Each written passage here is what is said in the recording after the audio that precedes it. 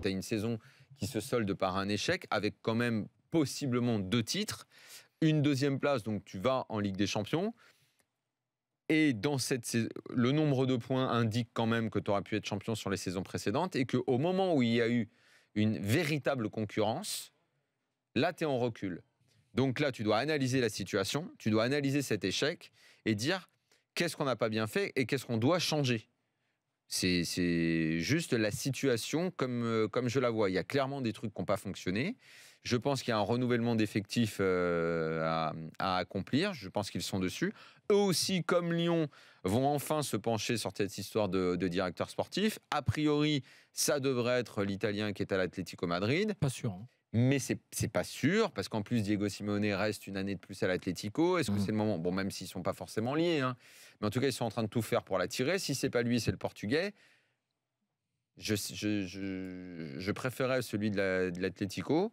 Après, il faut voir, parce que c'est pas parce que tu prends un directeur sportif que tout s'arrange dans un club. Hein. Parce que si El Khalifi continue à gérer le club de cette façon-là, à savoir sans hiérarchie, sans autorité, en continuant à chouchouter les joueurs qui font de plus en plus ce qu'ils veulent, si tu ne brise pas les clans dans les clans, et notamment le Chicha Football Club qui est à l'intérieur du PSG, tu vas avoir du mal pour l'exigence.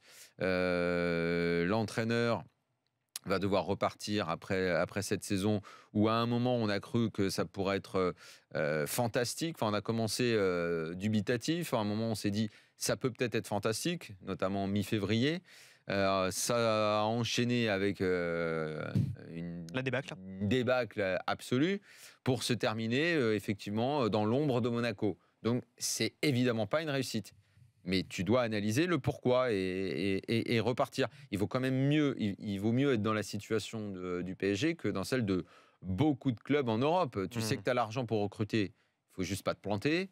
En fait, ils sont déjà plantés. Quand tu penses à Ressé, par exemple. Tu as ton train. Mais tu sais le nombre de clubs, de Manchester United à City, au Real, au Barça, qui se plantent quand ils recrutent des mecs. Évidemment. Mais ça arrive à tout le monde, tous les clubs. Mais même le Bayern, je ne connais pas de club qui ne se trompe jamais. Oui, Paris s'est trompé sur Ressé, sur Ben Arfa, qui a eu d'autres sur Krikoviak, qui te dit que ça ne fait pas beaucoup. Mais c'est pas. Si tu n'as pas d'argent, si toi demain, tu vas acheter 3 baguettes et tu n'as même pas l'oseille pour t'en payer la moitié.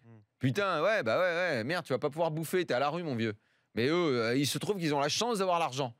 Ils peuvent se permettre de se gourer. Manchester United, Chelsea, tous les clubs se trompent. C'est marrant.